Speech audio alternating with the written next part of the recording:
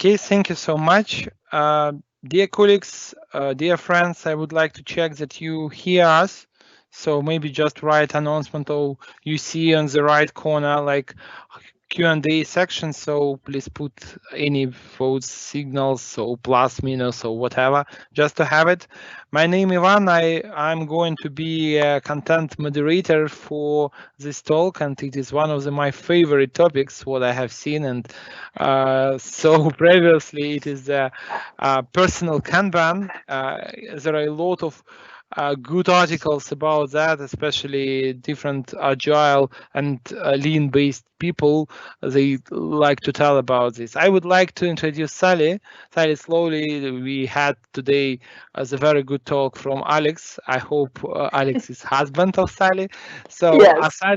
Sally has been a passionate agilist for years. She has attended in a lot of conferences, meetups, and she's really professional in Kanban. And especially when they relocated as a family from United States to Australia, very interesting continent. And I hope she will have chance to tell some comments at the end about how they live in this, because there are a lot of there is a hot weather and a lot of different types of animals, as I remember.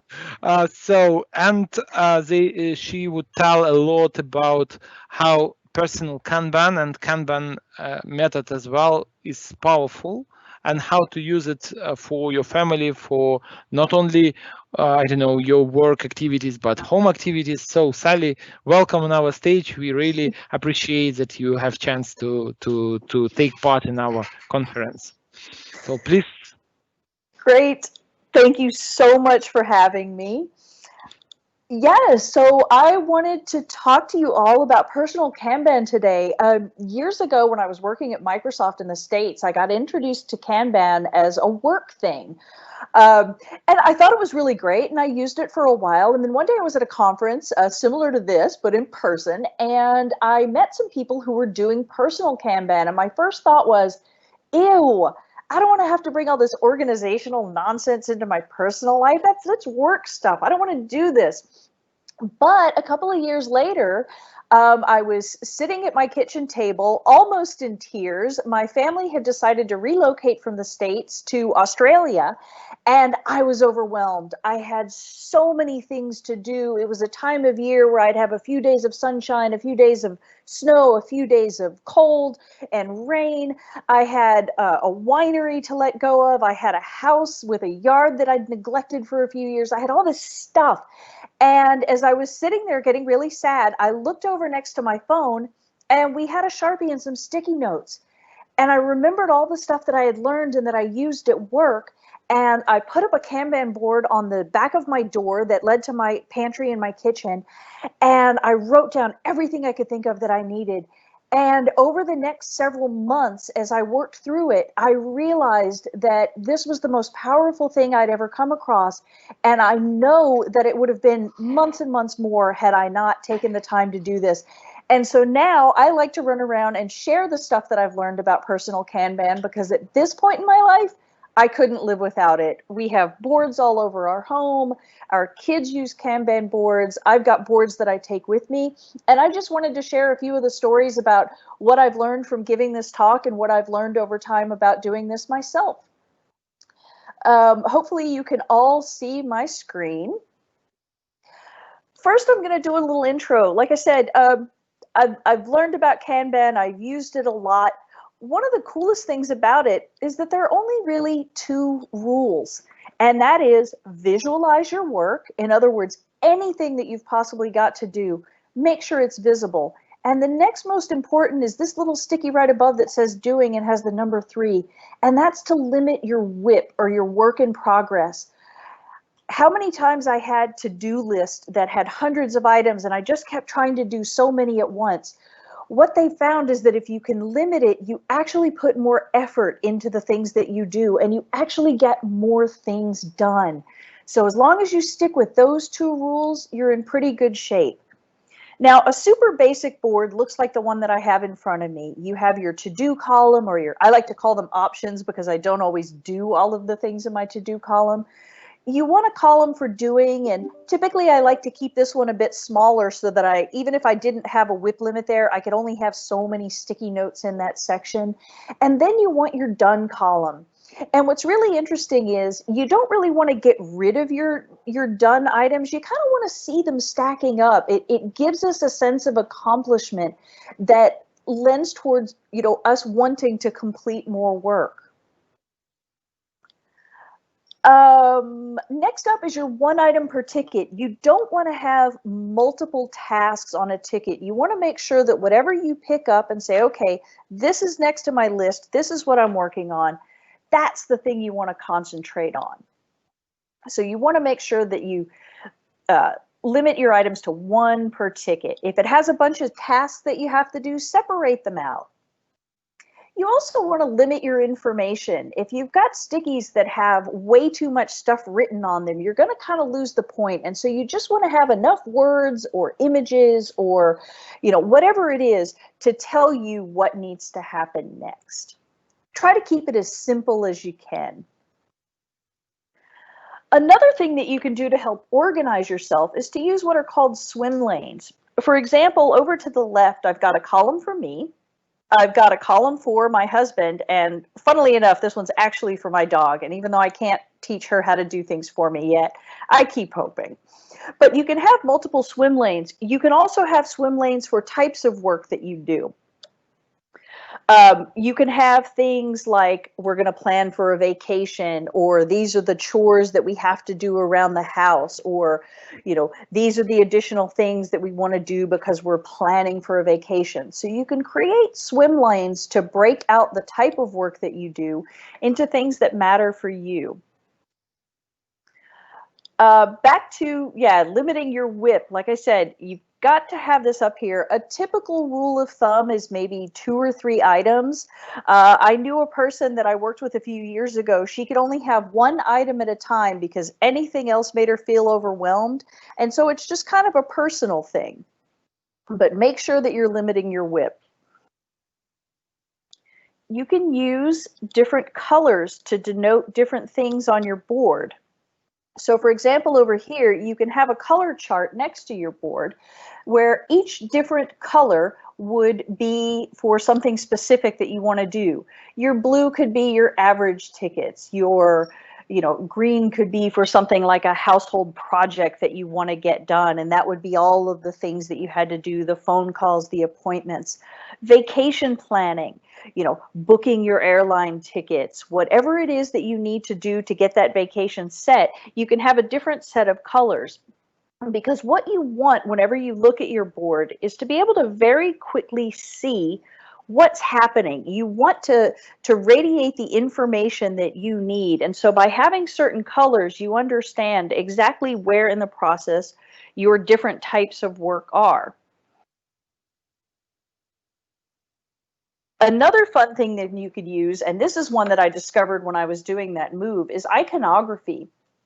As I said, one of the things that I found was that I had things like outdoor chores where I knew if it wasn't going to be sunny outside, I wasn't going to be able to do those chores on that day. I had some that had certain timings that had to happen. There was a company that was only open in the mornings or only open in the evenings, and I had to make sure that I was balancing that. Sometimes there were costs associated and I had to wait until my husband's paycheck cleared. And so what I did is for each item on my board, I hand drew little pictures that helped me see.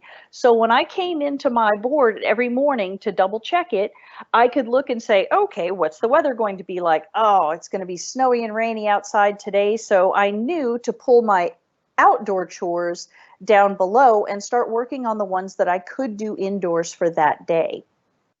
Being able to have a really clear picture of the things that not only you want to do but are able to do helps you organize and prioritize those things. You want to be able to review your board on a regular basis. More often than not, I do this once a day, usually in the mornings, and I take a look at what things are in the backlog that I can do next, what things are available for me to do next, and you can rearrange your items anywhere you want, any time that you want, to be in the order that you want them in. It's strictly up to you. Dates are a fun thing to have. If you've got something with a due date, make yourself put a date on the sticky note that you have, and if it has a bunch of different tasks underneath it, what you can actually do is track how many days you have until that due date. Take a list of all of the things that you have to do and make a note of how many of them you would have to do per day in order to meet that deadline. And that's going to really help keep you on track. It's going to help you stick to your due dates if you have them. Boards are not static. The coolest thing about Kanban is that it's completely customizable for you. You can change these columns, you can change your swim lanes. I've seen people do them as radiators, like a bullseye, where you have the most important tasks or the things in the middle and the things that you kind of maybe want to do or spread out from there. Just about anything you can want to do. You can do these with tape, you can do them with strings, and we'll get into a couple of other places you can go. But the boards don't have to be static, and if you find that you need more columns for things, you can always add as you go. This one, for where to Kanban, is a question that comes up all the time. When I first learned about Kanban, I learned about doing, sticky notes on a wall. That's how we did it at work, and that was basically how it was done. But I realized over the years, you can do Kanban just about anywhere. Up at the top, you'll see a couple of things like Trello, Kanbanize, Jira, LeanKit, even Excel spreadsheets can be made into Kanban boards. Because again, the point is that you want to see your work. So any way that you can have a separate piece for each item that you need to do is going to be great. You can have a sheet of paper. You can put sticky notes on a sheet of paper if you want. You can do these on walls and mirrors. I've had one that was on my refrigerator for a little while. The one that I did when I moved was an entire door frame. I think by the time I was done, if I remember correctly, I had about 144 different sticky notes that went through that board. There are cool things like this program that I'm using right now, which is called Mural. Mural and Miro are both virtual boards. And again, you've got your sticky notes right there. You can move them where you want. You can decorate it any way you want. Another cool one, both for home and work, are to use poster boards or whiteboards. Some whiteboards are stationary. I just got a new one last week, thanks to my husband, that's portable, and you can actually move them where you need them. With poster boards and big boards at work, you can actually take them in and out of conference rooms and take it with you. Another fun one that I'll show you that I tend to work with is little fold-out boards that I use. You can create them in any size to fit in any sort of notebook, and you're able to take these things with you. So it doesn't matter where you do them. It just matters that you've got your work and that you can see it. For the most part, I find that physical boards are better for me. There's something about being able to touch those sticky notes and move those sticky notes and be able to see everything at once. We close our windows on our computers. You can ignore them if you want to, but when something is, on your wall or somewhere that you can see it every day, it makes it much easier to stick to. Let's bounce back over here. So really, you can take your Kanban board absolutely anywhere you want. You can create your own stickies. There are actually really cool things now. They're glue sticks with sticky backing. And what happens is you can take any sheet of paper, no matter how big or how small, and you can put sticky note glue on it. So you can actually draw your own beautiful sticky notes. You can have them created in stores with your name or your logo or your work information, whatever it is you want to make it fun. I actually run a lean coffee, or we call it a lean beer here in Sydney. And we create our own sticky notes for that meetup so that we're running our lean beer boards. We have personalized stickies. There are thousands of different types of stickies, and I thought I'd share a couple of those with you here. You can get them in different shapes, different colors. This was a really cool one that came out a few years ago. They're called extreme stickies. They're made out of a different type of material that feels more like painter's tape. And those will stick to just about any surface without falling off. You can get them made like the game Tetris, and you can actually have a little fun fitting them together. You can get them lined, you can get them in shapes. You can get them in different sizes. The little fold out that I showed you earlier, I love using those with the little tab stickies because they're tiny, they're easy to move, and you can fit a whole bunch of stuff on one page.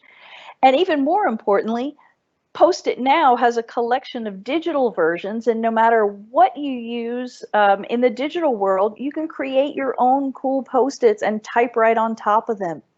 The sky's the limit. It's up to your imagination. I've seen people do them in colors that match their living rooms. I've seen people do them, all sorts of different ways.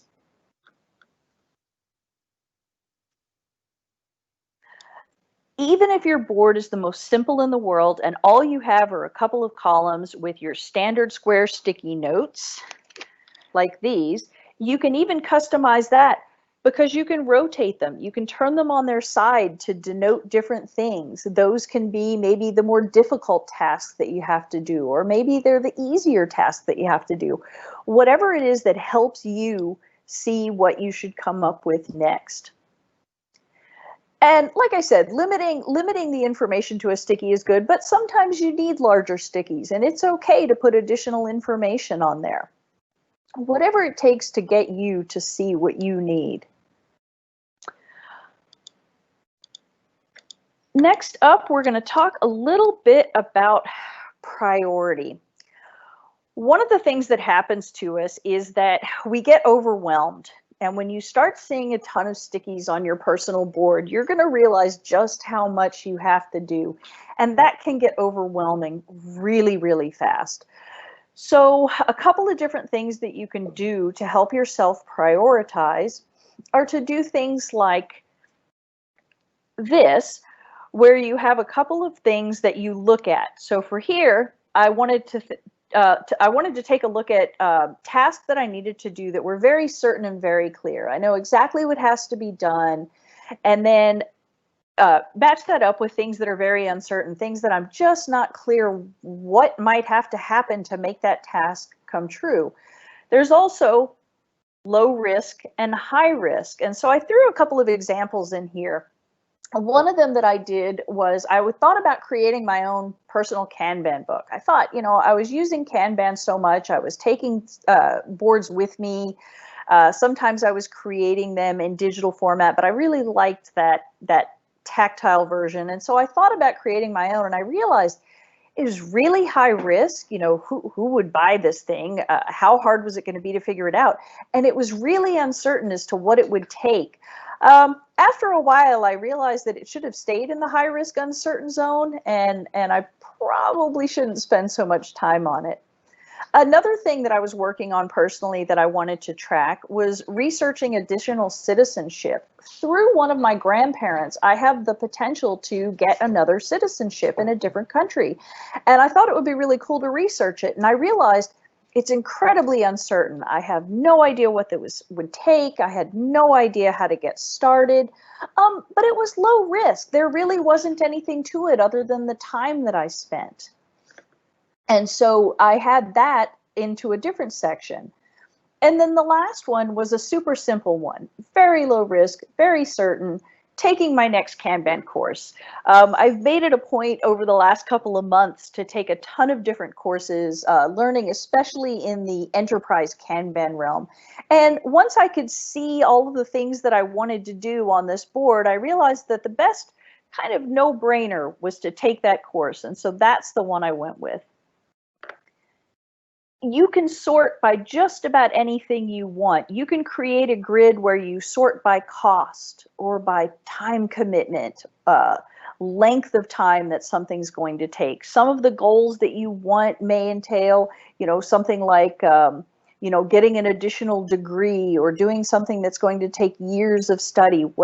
whatever you need to measure, you can create a grid, put your sticky notes in it wherever you think they fit, and that's going to help you decide when you look at your board, do I have enough time to do this? Do I have the skills to do this? Am I certain what's going to happen? And it's really going to help you figure out what bits you want to take on next. Another thing to look at is sometimes the work that we're doing is going to get blocked. Something's going to stand in the way of us doing it. We tend to like bright colors. Red and pink are the most common. You can put additional smaller stickies or stickers or whatever you have handy, even so much as folding the corners in to denote that something is blocked. Sometimes it's blocked and you may not be able to do something for a while. Say your car breaks down and you had a bunch of chores where you're going to need your car. That might be blocked for a little while. Something else might be blocked temporarily because you're waiting on information from someone else. Something else has to happen before you can do what you need to do. And being able to have some way to look at what those situations are allows you to not lose track of those things. Another thing you can do is actually add an additional column to your board that says something like waiting, and you can move those tickets into a separate section of your board. The thing that you want to do, though, is to make them very visible and to make sure that you revisit them often. You may have things that are blocked for a while, and so you don't necessarily want to look every day. But looking at them, at least once a week to make sure that as soon as those are ready and unblocked, that you can actually bring them back into your regular backlog. Linked tickets. A lot of times I found that tickets go together. You may have to do one thing before another, or they may be things that all have to be done before you can, finish up the project. And so what I like to do is doodle on them. I like to do little drawings so that when I look at it, it's clearly visible that these two tickets go together. And if I had 4 or 5 other items that were maybe further down in priority, I would still know, hey, I've still got a couple of pieces of this project left to go. And so you can use drawings, you can use stickers, you can use strings in between them. Just about anything you can think of, you're able to show that relationship. Kids, chores, and schoolwork. Now, this was a fun one. A couple of years ago, I decided that my kids needed to be a little bit more involved in the housework. And so my husband and I got together and decided we were going to create a chore chart for the kids. And we put it up in the kitchen where everyone could see it. And we had notes. We had little cute avatars for each of our kids. And we threw down a whole bunch of sticky notes with the different chores. And it started out okay, but then the kids needed a little more motivation. And they started wanting to get paid for these things. And we thought, oh, that's a great idea. It's a good motivation for them. So what we did is we put a dollar amount or a money amount on each one of the tickets. Only after we started doing this, we started noticing that only the ones with lots of money were getting done. The really small ones, the ones that were, small amounts of money, they weren't getting finished. The kids had figured out that the best way to do this was to only take the ones that had a bigger dollar value or, more fun, and we're completely ignoring the rest.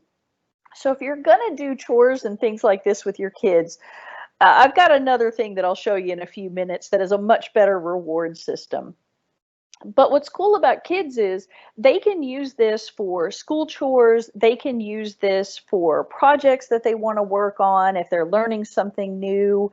They can also use it for their schoolwork. I found that by the time my kid got to around year 9, year 10, things started getting pretty overwhelming. And there was too much to do, and there were huge papers with lots of different sections and multiple chapters.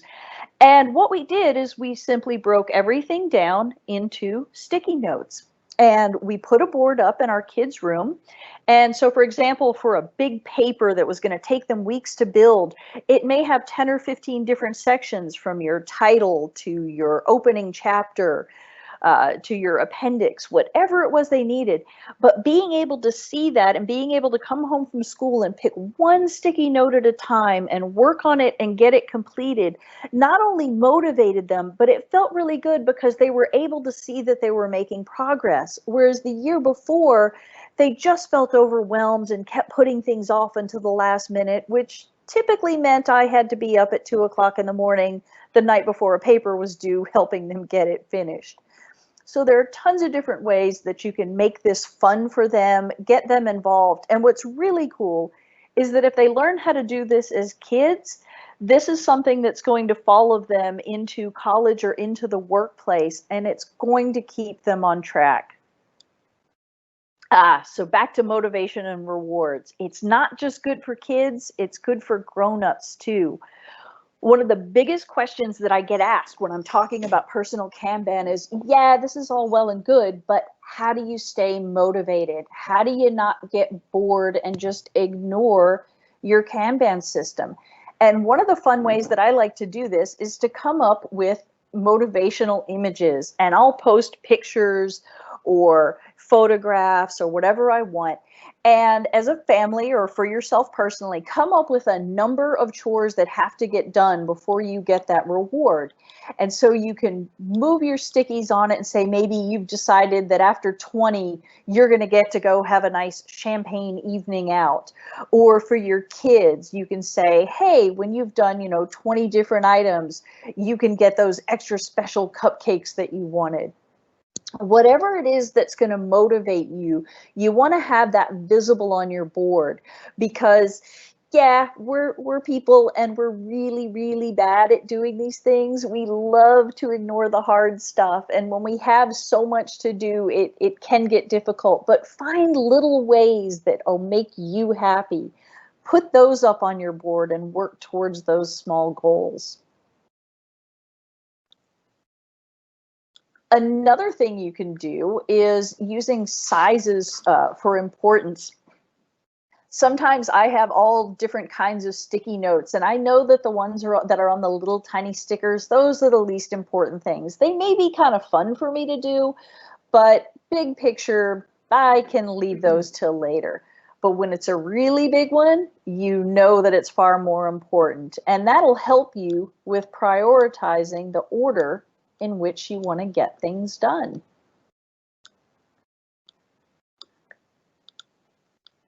And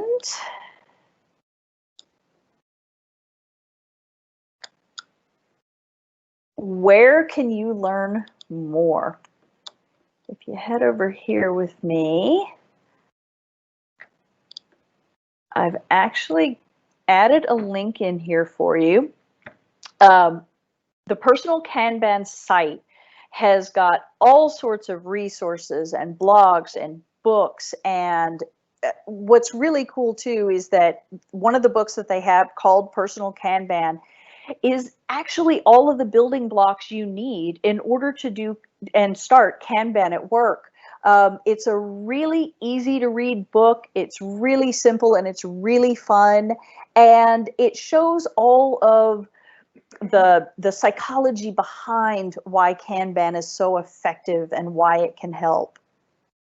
I highly recommend heading over to their website. They've got a bunch of cool online classes that they do. And before we all ended up being virtual, they actually go around the world and talk. This will be available for you guys later. This is actually a link to this board. You can feel free to go out and play on it. If you haven't used Mural before, you can head over and take a look at any of the stuff that I've got here. I'll have it up for a couple of weeks, and I think that's everything I wanted to share today. So I'm hoping that helps, and I would love to answer any questions that you guys may have. Sally, thank you so much. It was really great presentation. We have comments, questions. Beautiful. I would announce them and as well maybe ask several what was prepared before from audience. So the first question would be from Alex.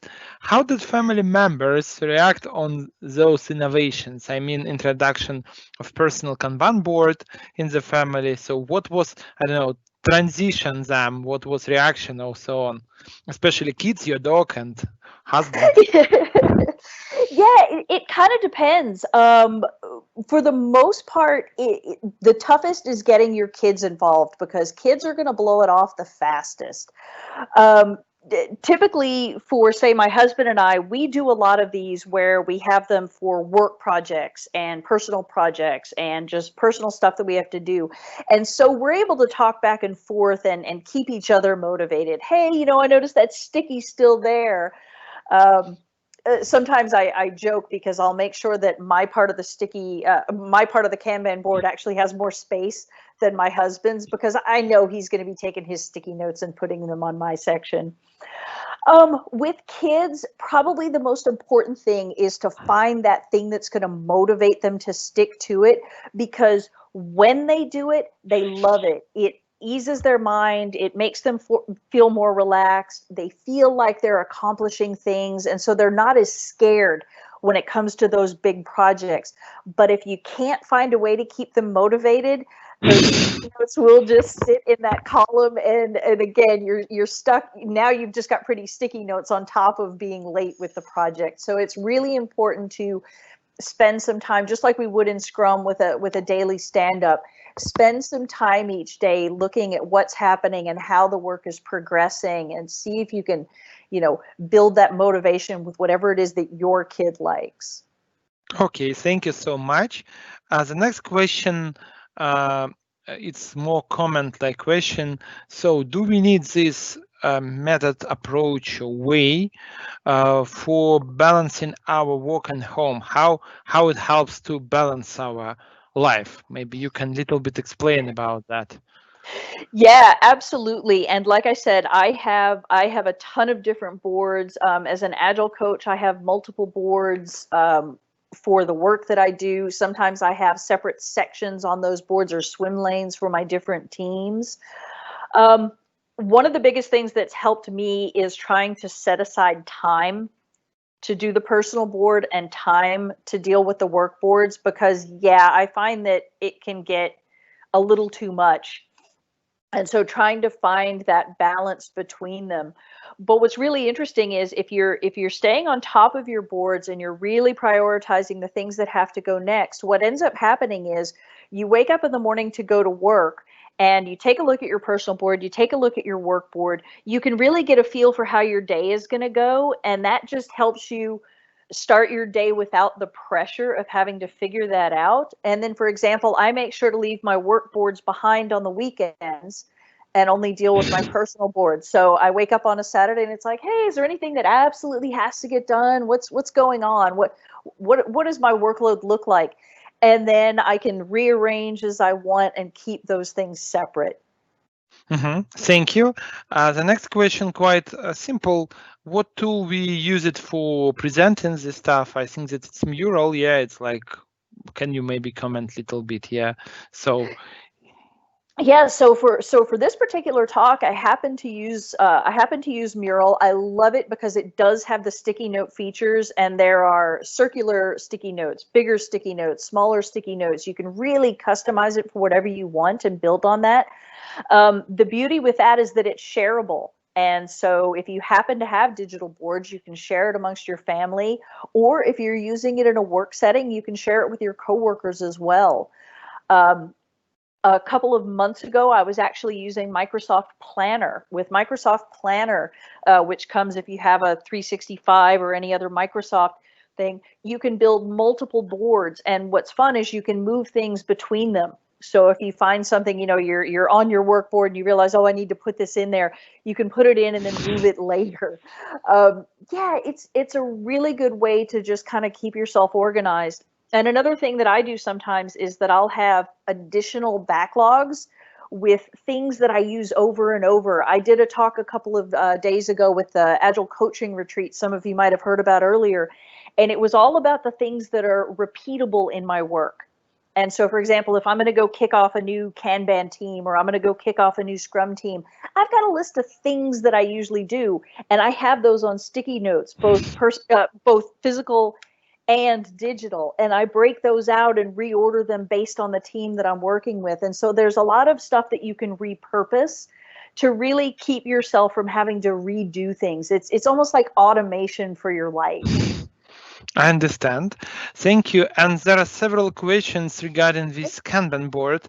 First of all, you mentioned about mostly like personal board for family questions or for family work.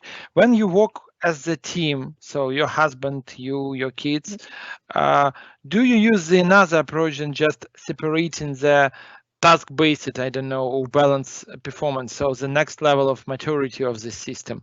Do you started to think about that, or how you see this growing up or strategy of what would be the next steps?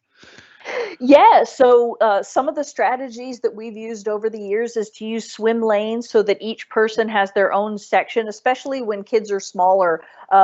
You want to keep their work separate from yours so that they know exactly what they have to do.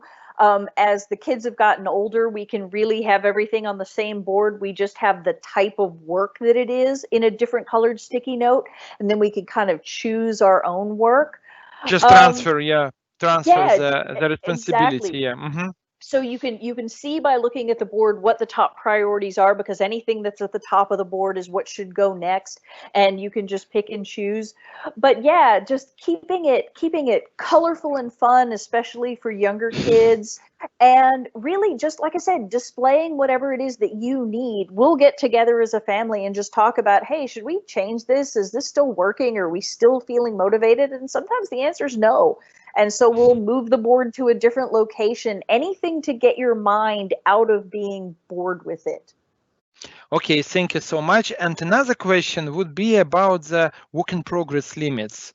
So, do you have it for personal or for family things? It's an interesting question. What was interest by our people? Yeah. Yeah, and so depending on how things go and how things go over time with you, if you're working with a team, sometimes we'll do 1.5 times however many team members there are, and that's as many things that can be in progress at once across the entire board. Sometimes for family, we'll do, usually our limit is 2 or 3 at a time, because really once you get past that, you're really not working on it anymore. You're just sitting there in the doing column.